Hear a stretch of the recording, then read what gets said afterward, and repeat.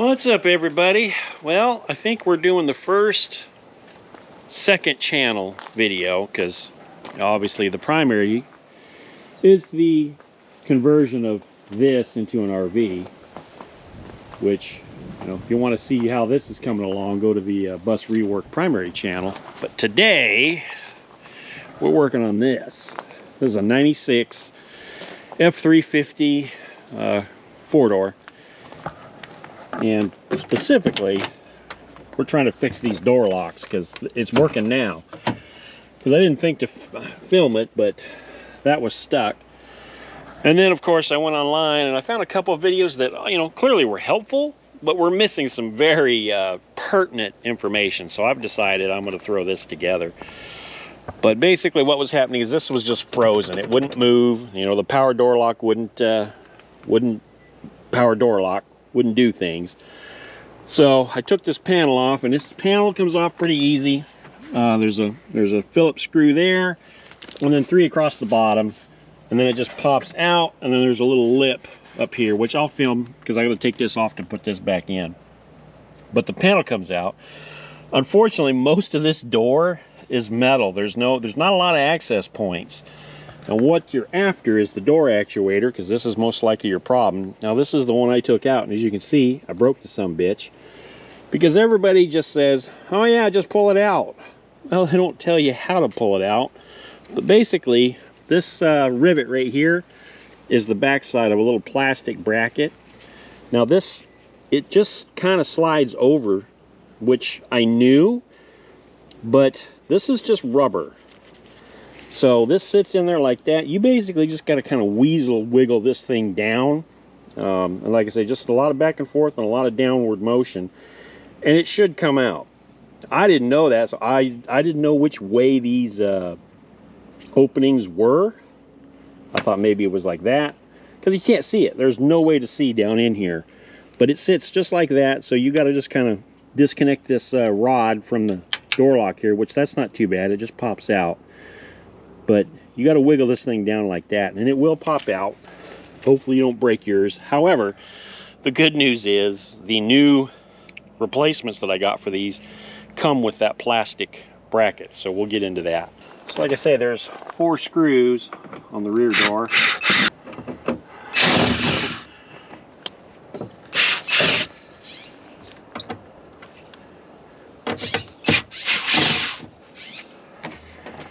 This should come out easier because I've had it off. Broke a couple of the clips in the process, but you have to raise this door handle all the way up to get this thing to slide. Well, and you really should take out the doorknob. I had to buy these because I broke the old one. I didn't break it, I dropped it. And like any 10mm socket, once you drop it, it's gone forever. Gone forever, Aaron Hernandez.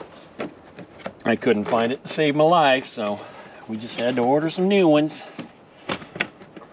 Come on, baby. So yeah, basically there's that rubber weather stripping on the top that you got to overcome. It just kind of lifts up and out. So you can get to the wiring. You got a light over here, which already came undone. Now, I got to show you this window plug because it is unlike any plug I've ever seen.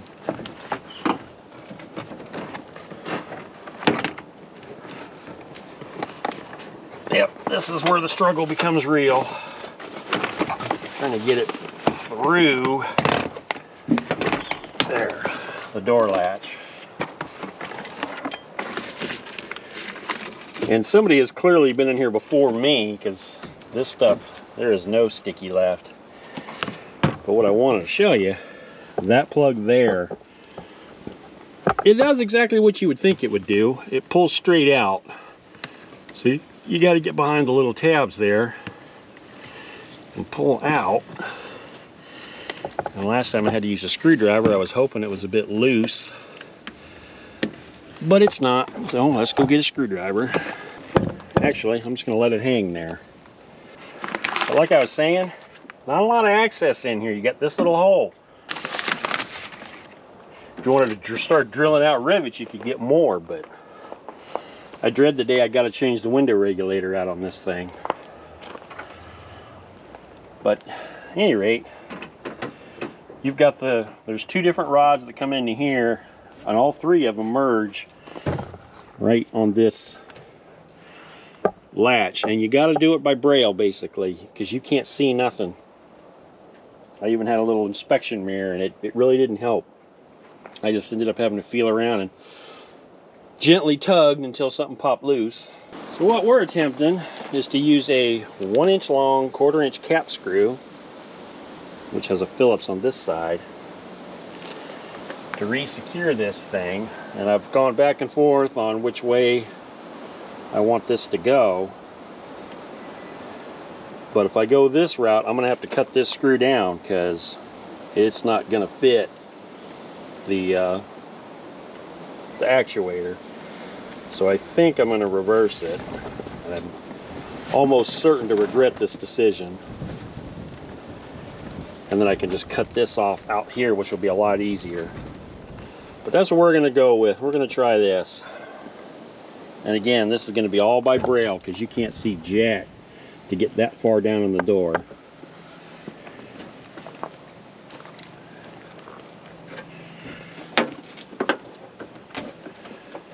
And if you got corn-fed arms like I do, this isn't very easy. There it is. So this is the part I got on Amazon. I'll throw up a couple of the part numbers. I'm sure they're sold under a bunch of different manufacturers. Mine's through A Premium.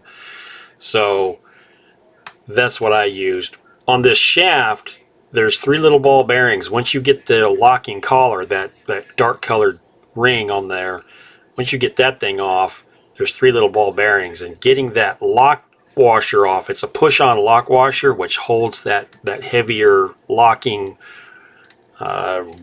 thing to keep those ball bearings in, because those ball bearings ride inside the rod, those little spiral looking grooves that motor spins, and that's what drives this thing up and down. But getting that lock washer off, I tried to be delicate, but you can see here I split it, so I had to use the new one. But yeah, see there's grooves in there. That's what those little ball bearings ride in. So you have to insert your old rod into the shaft and get those bearings closed, and then push that heavy locking collar over, and then put the lock washer down. Because what you're trying to get to is that connecting point there, that piece that my hand's on right now. There's a retaining ring, and then that slides up, and that's where those ball bearings are. So you got to kind of go slow and steady here, because you definitely don't want to lose any of those bearings. That would be catastrophic.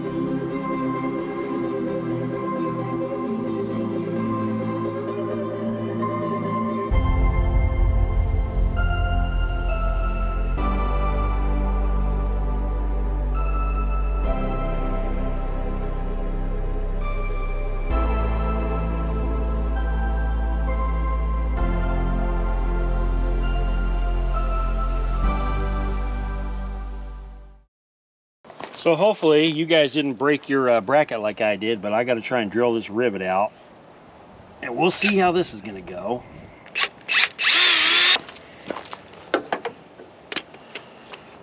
Yes, these are ridiculously oversized for the task.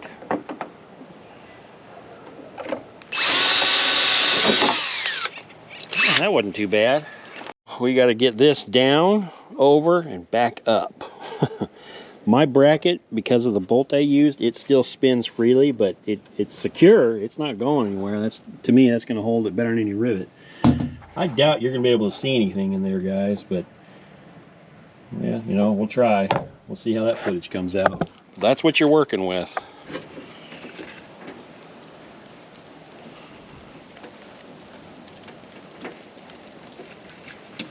Guess we should test that before we get too far along. Alright, it does the thing.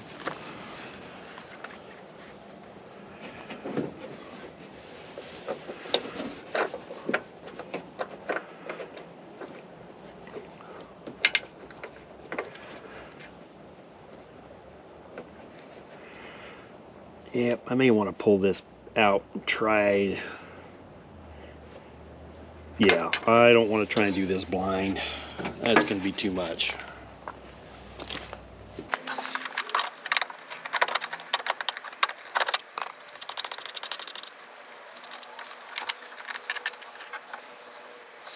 The downside is I won't be able to get a Allen wrench on this, but I was able to secure it as it was, so we're going to go this route.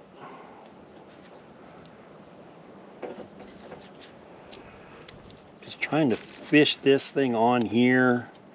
You cannot get two hands in there. It's just not going to happen. But at least now it won't push that in.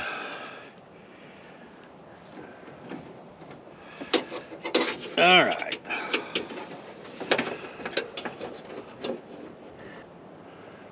Yeah, definitely marred the paint up a little bit in there. I'd much rather have a working door lock than pretty paint.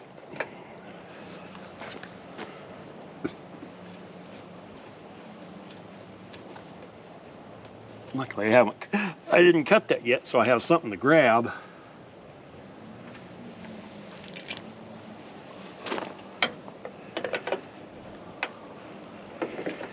Use our Norwegian nut rounder here. That's pretty tight. All right. Now we got to find where that thing latches on, and honestly, because I didn't look at it, it's all by braille. Okay, so I knew there had to be one of these little retainer.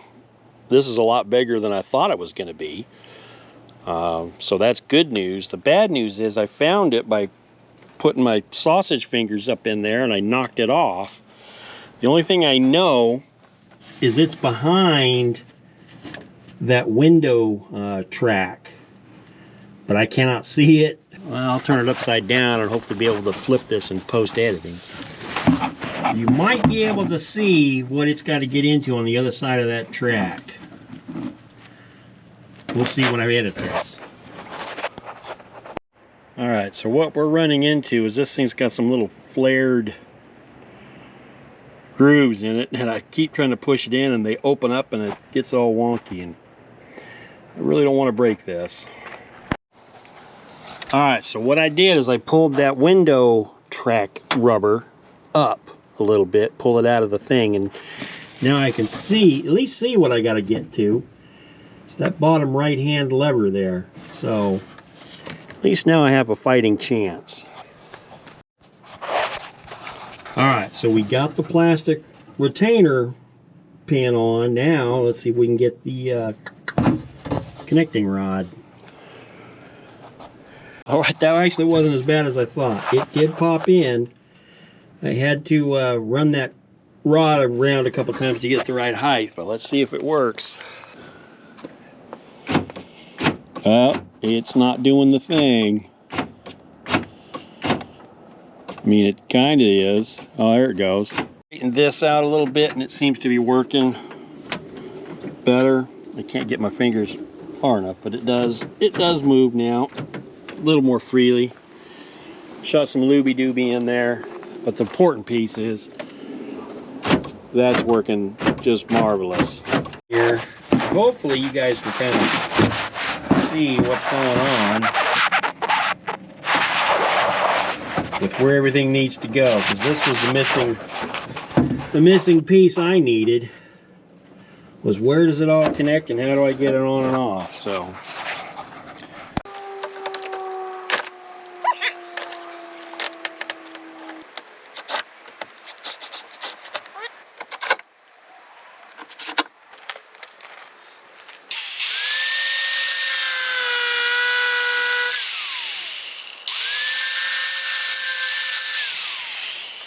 All right, moment of truth.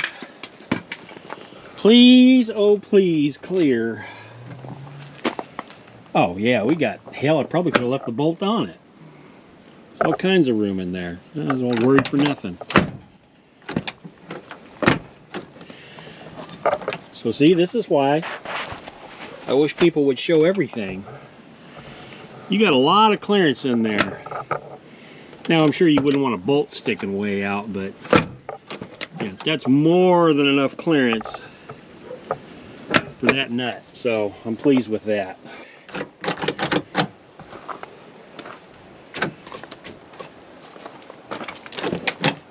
But that works like a champ.